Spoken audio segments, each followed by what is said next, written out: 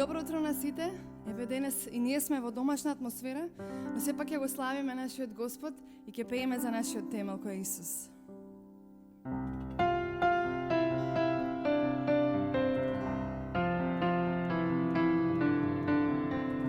Во ништо надеж немам јас, освен во Исус мојот спас.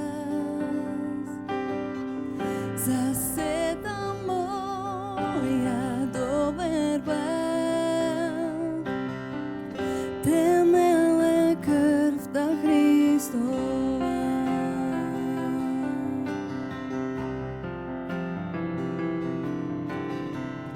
Во ништо надеж немам јас, освен во Исус мојот спас. За сета моја доверба, темел е крвта Христова. Само тој, темел е слабиот, силен во Бог е низ бурата, тој Господ е Бог на цел.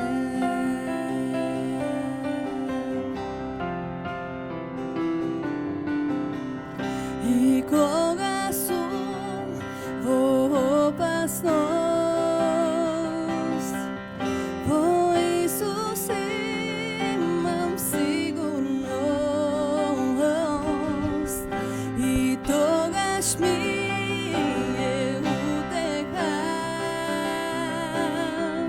што Исус не се менува и само тој темел е слабиот, силен во Бог е низ бурата, тој Господ е Бог на цел.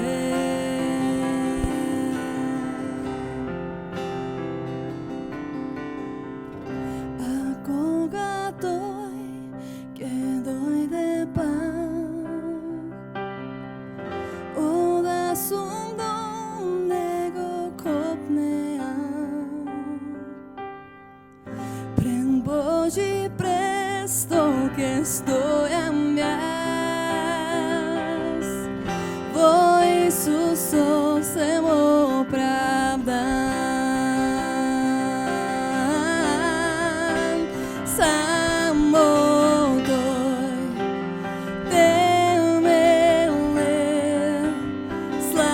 слабиот, силен во Бог е низ бурата, тој Господ е Бог на цел. Само тој темел е слабиот, силен во Бог е низ бурата, тој Господ е Бог на цел.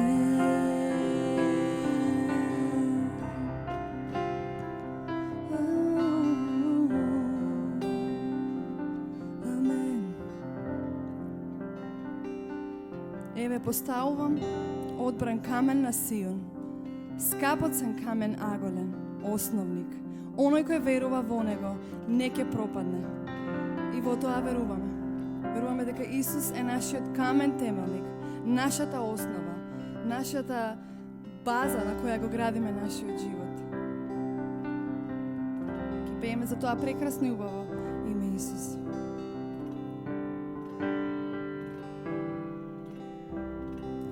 че тук ти беше зборот во единство со Господ Бог. Откриен во се што створи, славата на силот Твој. Колку убаво име, колку убаво име, тоа име Исус, Царот мој. Колку убаво име, со нешто неспоредливо, колку убаво име, тоа име Исус.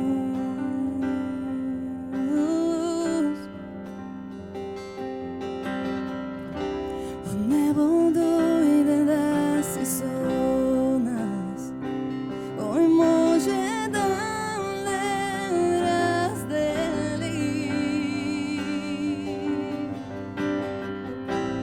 Мојот голем грев го зеде, го измити со љубовта. Колку прекрасно име, колку прекрасно име, тоа име Исус, Царот мој. Колку прекрасно име, со нешто неспоредливо, колку прекрасно име, тоа име Исус. Колку прекрасно име, тоа име Исус. Завесата падна, ја победи смртта, го замокна гробот и гревот мој. Небото пее за славата Твоја, воскресна сега, жив си пак. Нема никој ко Тебе, нема никој на Тебе, за секогаш Боже владееш. Царството Твое и славата Твоја, името Твое вечни се. Колку се мокно име, колку се мокно име, тоа име Исус, Царот мој. Колку се мокно име, со ништо неспоредливо, колку се мокно име, тоа име Исус. Колку прекрасно име, тоа име Исус. Колку убаво име, тоа име Исус.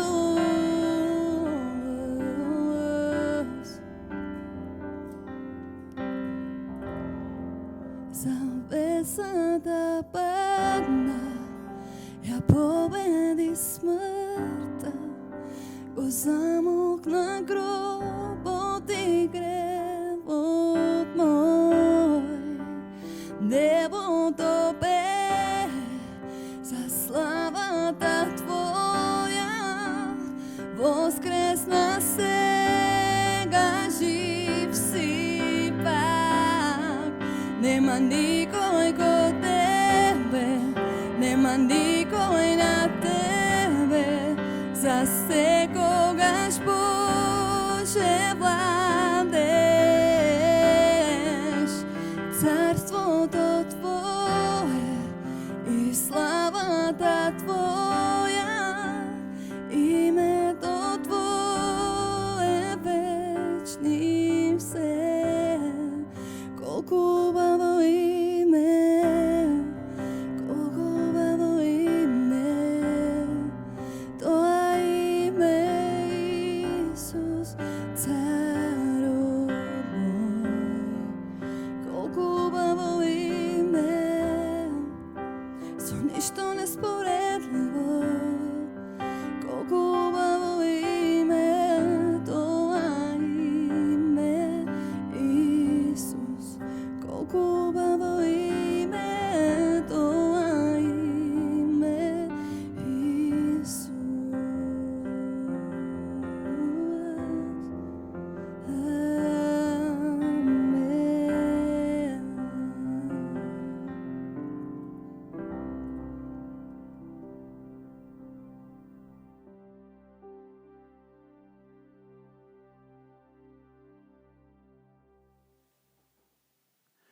Добар ден и од мене. Баш се радувам што можеме ова богослужба да ја снимеме од домашна атмосфера и се приклучуваме кон таа иницијатива да останеме и препораките од владата да останеме дома во карантин, да едноставно помогнеме во таа иницијатива да се спасат колку што е можно повеќе луѓе од таа зараза, од тој вирус и се надам дека на крај сите ќе излеземе победници во оваа иницијатива и се надам дека еве со едно такво послушание ние како црква ќе допринесеме до тој ред и мир кој државата треба да го има. Иначе денеска е празникот Цветници, така е познат во црквената традиција. И прв пат тој збор го слушнав, се сеќавам, текст се учев да читам и гледајќи на телевизорот, од овие старите телевизори, без далинско што беа, и слушав една песна и позади, народна песна беше, ново компонирана, позади пишуваше еден збор Цветници 90 и некоја. И се работеше за фестивал Цветници. Не знаев зошто, како го поврзува Цветници. Знаев за Фолкфест Валандово. Фолкфест Валандово е поврзан со Валандово. Знаев за Гоцефест. Постоеше една Гоцефест, не знам дали уште постојат тие фестивали, но постоеше Гоцефест, го поврзав евентуално со војводата Гоце, мислев дека се работи за Гоце Арнодов, од Струмица доаѓаме иначе. Но Цветници долго време не знаев зошто го викаат фестивалот Цветници, дали поради цвеќињата, дали поради пролетта. И ми требаше време да разберам во секој случај. Иначе, првиот настан на Цветници можеме да го видиме во Новиот Завет. И тој настан сам по себе е еден од најдраматичните настани во историјата на човештвото. Ќе ви кажам и зошто. Тој моментот кога Исус влегува во Ерусалим, тој моментот неделата пред да биде фатен, да биде раснат и пред да воскресне. Значи, многу драматичен момент. Исус влегува во Ерусалим, сите го пречекуваат со палмени гранчиња, викаат, го поздравуваат, сите се радуваат, викаат Хосана или на изворен јазик Хошијана. А во еден момент Исус застанува и плаче. Плаче над градот Ерусалим. Бог и Ерусалим имаат долга историја. Иначе, во историјата Ерусалим на многу пати го нема препознаено Божјото действување или го има одбиено Божјото делување, Божјата интервенција. И во овој момент Исус, како и во историјата, чувствува дека, иако сега има големо славје, сепак Ерусалим во конечност нема да го препознае доаѓањето на својот цар. Истата толпа која викаше Хошијана, сега вика растни го. Ќе видиме што значи Хошијана вистински. Иначе, пред неделата, денот кој му предходи на Цветници, се вика Лазарова сабота. Многу важен ден е тоа, затоа што ќе видиме дека тој ден носи еден сплет на околности, еден расплет на настани кои многу брзо се случуваат, се расплетуваат работите, никој нема контрола, барем така се чини. Од Јовановата Евангелија е опишан настанот како последното чудо кое Исус го прави. Се работи за трагедија во едно семејство кое е многу блиско до Исус, семејство кое го поддржува во мисијата, кој го следи и многу познато семејство. Ако сте читале малку Библија, ќе знаете дека се работи за Марта и Марија, двете сестри, едната малце поработлива, попрактична, другата сака да слуша, да учи, едноставно различни сестри. Толку се познати на првата црква и во Евангелијата што ние знаеме нивни карактерни особини. А сега во ова приказна дознаеме дека имаат брат кој се вика Лазар и кој починал. Инаку, Исус е представен како некој кој навистина многу го сака Лазар. Тоа чудо, како што кажав, ќе отпочне еден сплет на настани, чија кулминација ќе биде крстот, а подосна и воскресението. Токму тоа семејство има значајна улога во сите тие настани. Сцената е вака сега. Имаме неколку групи кои ќе ги представам сега да видиме што следи, што може да научиме од оваа приказна. Главниот текст ни се наоѓа во 12-та глава од Евангелието според Јован, но ќе дојдеме до тоа. Двете групи кои можеме да ги видиме, кои цело време ги гледаме во Евангелието според Јован, се јудејците и галилејците. Јудејците како група во Јовановата Евангелија се како константна опозиција на Исус. Тие доаѓаат цело време на неговите настани, едноставно не го дуваат. Многу од нив се доушници на фарисеите, на свештениците, цело време слушаат што прави Исус, па кажуваат назад, рапорт даваат и така натаму. Јудејците веќе се одлучни до тој момент дека Исус треба да биде убиен. Тоа нема прашање дали треба или не треба да биде убиен. Премногу народ тргнува по него и тој мора да биде запрен. Исус, како што го гледате во тој момент, е силна закана за општествениот поредок, за и онака кревката власт која израелците имаат или таа некоја блага независност која имаат во Римското царство. Исус едноставно направи премногу чуда, премногу поучувања за да биде игнориран од народот, но и од властите. Но еден настан ќе го промени правецот на движењето барем за момент. Следен актер во целата приказна го имаме Лазар. Марта и Марија праќаат порака до Исус дека нивниот брат Лазар е болен. И тоа што е интересно, Исус ја прима пораката, не оди веднаш таму за да направи чудо да го исцели. Тоа станува на тоа место и им вели на апостолите: мојот пријател Лазар заспа. И тие го разбираат дека чим заспал, значи ќе му помине, ќе оздрави човекот. Исус вика: не, Лазар умре, но ќе одам сега и ќе го разбудам од смртта. И тоа е многу фасцинантно. Исус кажа: тоа се случува за вас, за вашата вера да се оснажи. Гледајќи го чудото, да ја скратам приказната, Исус оди таму, го воскреснува Лазар после 4 дена во гробот. Гледајќи го чудото, многу јудејци веруваат во Исус, но некои одат да им кажат на фарисеите што се случило. Иако го гледаат чудото, сведоци се на чудото, тие сепак одлучуваат да не го следат, да не веруваат во Исус, одат да им кажат на јудејците што Исус направил.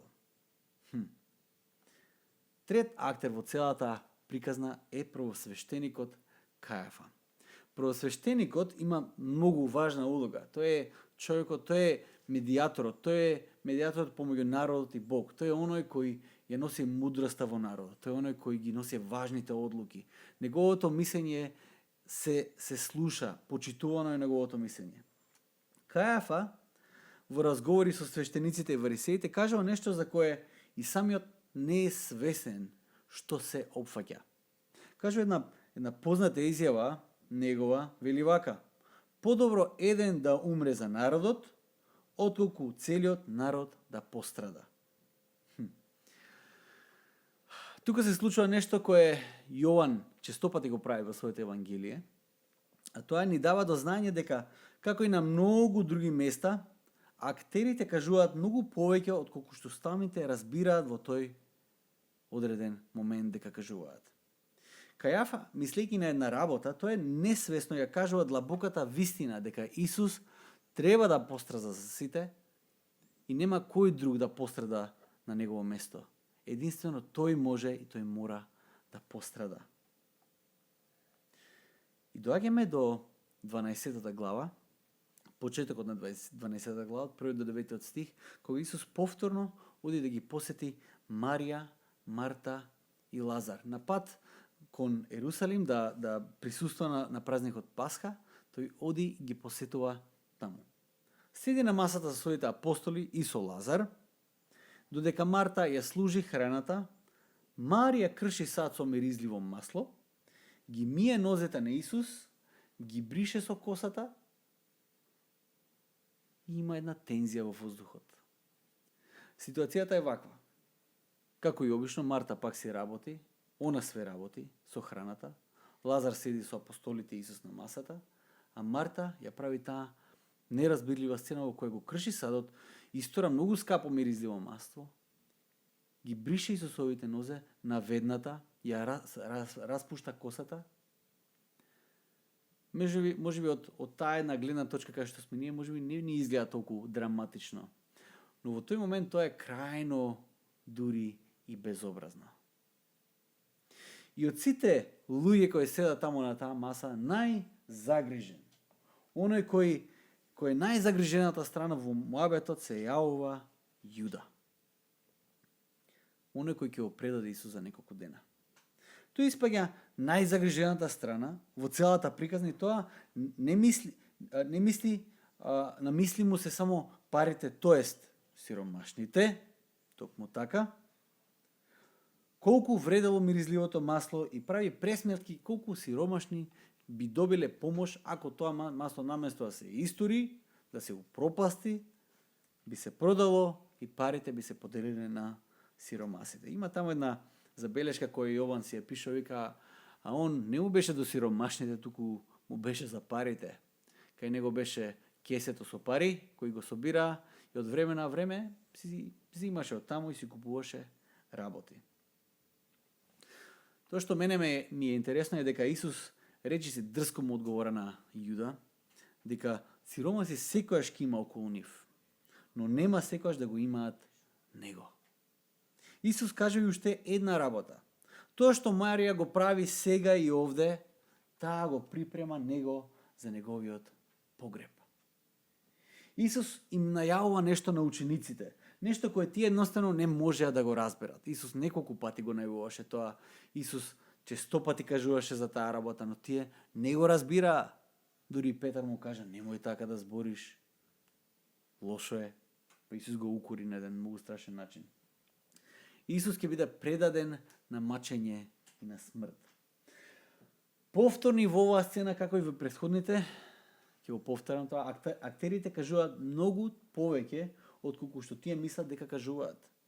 Не можеме во целост да разбереме зошто Марија тоа го направи, зошто го искрши тој сад, зошто го истори масата, зошто ја ги бришеше ножиците низ со косата. Не знаеме. Дали тоа го направила за да биде појма неам, да му искаже не знае каква чест веќе на Исус? Не го знаеме тоа, но Исус тоа го прима како неизина жртва и помазание за неговиот погреб. Бидејќи доаѓаат расплет на настани.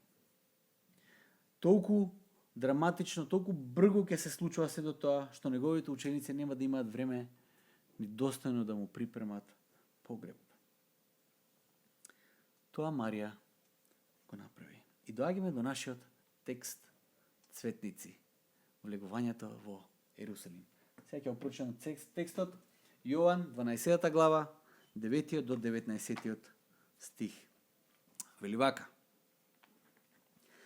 Мнозина од јудејците разбраа дека Исус е таму, се мисли на Витинија, таму кај Лазар, кај Марта и кај Марија. Па дојдоа не само заради Исус, туку да го видат и Лазар, кога тој го воскресна од мртвите. А првосвештениците се договорија да го убијат и Лазар, колатерална штета, нели? Зашто мнозина од јудејците доаѓаа поради него и веруваа во Исус. На другиот ден, мноштвото народ кој беше дошол на празникот, кога чуја дека Исус доаѓа во Ерусалим, зедоа палмови гранчиња и излегоа да го пречекаат. Извикуваа велејки: Осана! Благословен е кој доаѓа во името Господово, царот Израилев. А Исус, откако дојде, најде едно магаре, седна на него, како што е напишано: Не плаши се, ќерко Сионова, еве царот твој иде, седејќи на магаре. Но ова учениците негови не го разбраа. А кога се прослави Исус, тогаш се сетија дека тоа беше напишано за него и дека му го направија тоа. Народот што беше со него, кога тој го извика Лазар од гробот и го воскресна од мртвите, сведочеше. Затоа и го пречека народот, зашто беше чул дека тоа чудо го направи тој. А фарисеите си велеа меѓу себе: Гледате ли дека ништо не помага?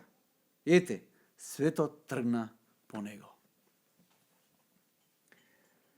Сега ќе видиме како 4 важни слики или символи се преклопуваат во една слика. Како и тогаш, и денес знаеме што представуваат одредени символи. Например, ако не дај Боже некој од вас падне во кома, или јас паднам во кома, се будам после неколку месеци и гледам околу мене елка, подароци, веднаш ќе разберам дека се работи за Божикен период. Се будам за време на Божикен период. Ако се разбудам и до мене видам кошница црвени јајца, ќе знам дека сум се разбудил во време на великденскиот период. Но, доколку се разбудам, или ако се разбудиш и видиш елка со подароци и на масата кошница со црвени јајца, тоаш малку ќе треба да се збуниш. Или јајцата не треба да се јадат, или чоколадцата во подароците се кој знае какви, со голем прашалник. Или постои друга опција? Може би некој сака да покаже нешто важно, нешто посебно и да искомуницира нешто важно. Токму тоа се случува денот кога Исус влегува во Ерусалим. Тоа беше времето за припрема на Пасхата. Најголемиот еврејски празник кој го значуваше денот кога Бог ги изведе израелците од Египет преку пасхалното јагне, жртвата на пасхалното јагне и преку преминот на Црвеното море. Тоа беше многу важен момент. Пасхата си имаше свој символизам и многу брзо во своето евангелие Јован ќе ни покаже на кој начин Исус го представува тоа пасхално јагне. Многу важен момент тоа. Иако временски е погрешно, но многу од символите придружени на Исусовото влегување во Ерусалим соодветствуваат со уште еден празник, кој се вика Ханука. Во 164 година пред нашата ера, Јуда Макавејски ги поразува окупаторските сили кои го окупирале Ерусалим, ги поразува, влегува, го чисти храмот од идоли и носи една голема победа. Прв пат ослободување после кој знае колку време. На враќање кога тој влегува во Ерусалим од сите тие победи, народот, неговите следбеници земаат палмени гранчиња и го пречекуваат неговото влегување во Ерусалим. Тоа е моментот кога Јуда Макавејски и неговото семејство стануваат царската лоза на израелците. Следбениците на Исус на некој начин ги издружија тие два празника, Пасхата и Ханука. Од една страна кажува дека Исус е долго очекуваниот цар кој доаѓа да седне на својот престол, но од друга страна дека тој е оној кој еднаш за секогаш ќе го избави својот народ од вистинското робство. Јавањето на Магаре беше исполнување на добро познатото пророштво од Езекиел 9:9, кој го најавува влегувањето на израелскиот цар, кој ќе влезе во Ерусалим јавајки на Магаре. А самиот усклик Осана или Хошијана значи дојди и спасине. Додека вика Осана на Давидовиот цар, благословен да е оној кој доаѓа во името Господово, кој вика Осана, он вика дојди спасине. Тоа е јасен, познат месијански усклик. Двата празника, Пасхата и Ханука, и двете познати пророштва од Захарија 9 глава 9 стих и Псалм 118, каде што можеме да видиме дека народот вика Хошијана, се спојуваат во една единствена слика. Празникот цветници. Влегувањето на Исус во Ерусалим.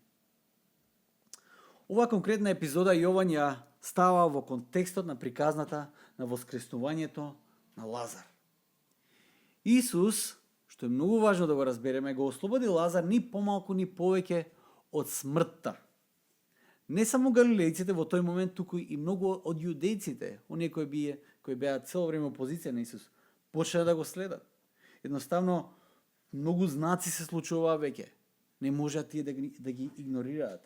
Се приклучија на прославата и токму знакот за воскреснувањето на Лазар беше клучниот момент во кој тие ги споја сите тие символи и знаци и пророштва во еден единствен момент.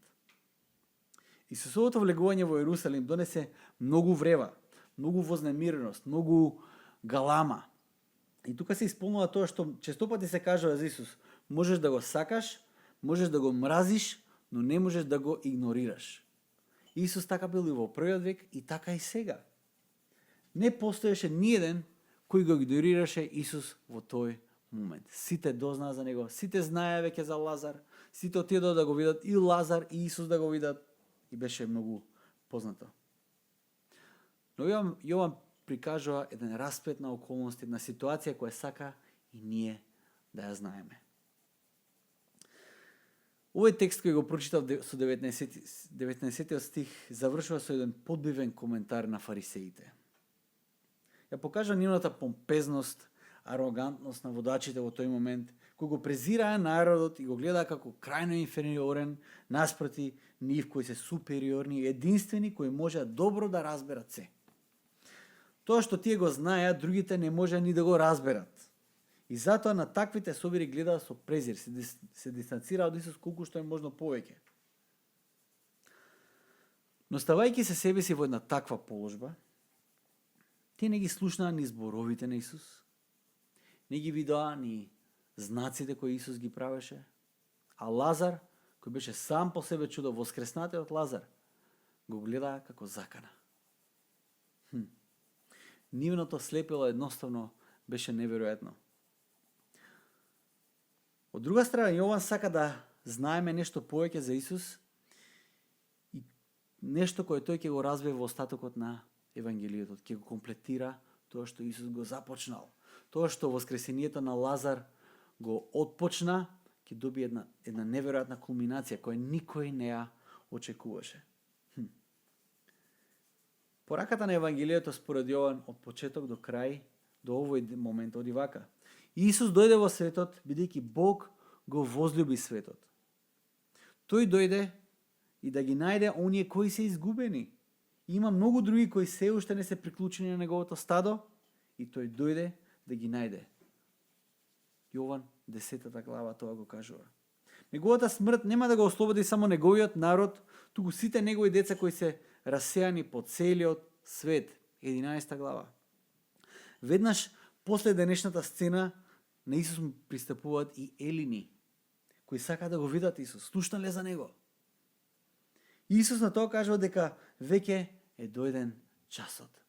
Има еден јазик кој се проткајува низ целото Евангелие, од самиот почеток, кога на почетокот сака да го каменуваат или кога сака да го фатат, да го заробат, едноставно вика не можеа да го фатат затоа што не беше дојден часот. А сега Исус кажува: дојден е часот кога тој ќе биде издигнат и ќе ги привлече сите кон себе си.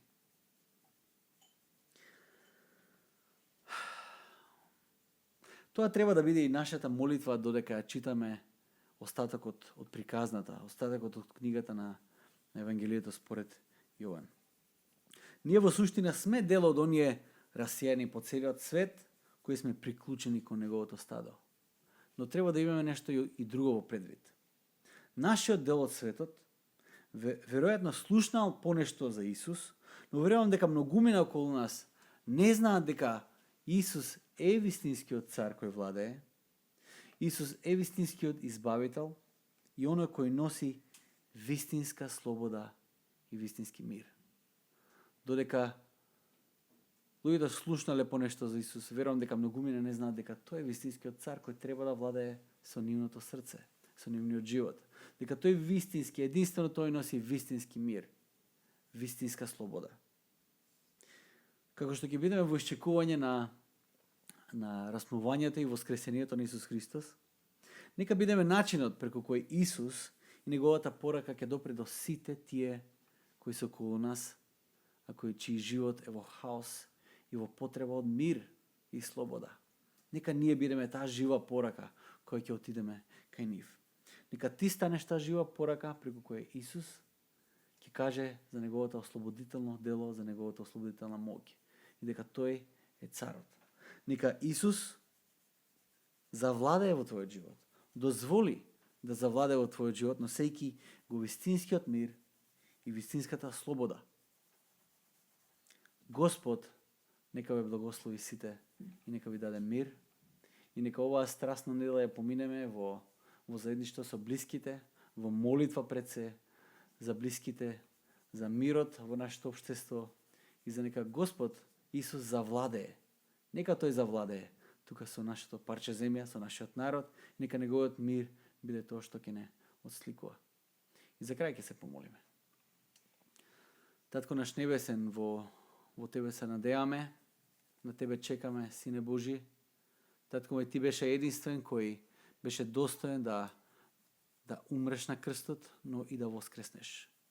Боже мој, преку Твоето спасително дело, ние, Господе, се радуваме и наставно живееме. Се надејаме дека Ти повторно ќе се вратиш и во овој свет ќе донесеш вистинска правда, вистинско исцеление и вистински мир. Амен.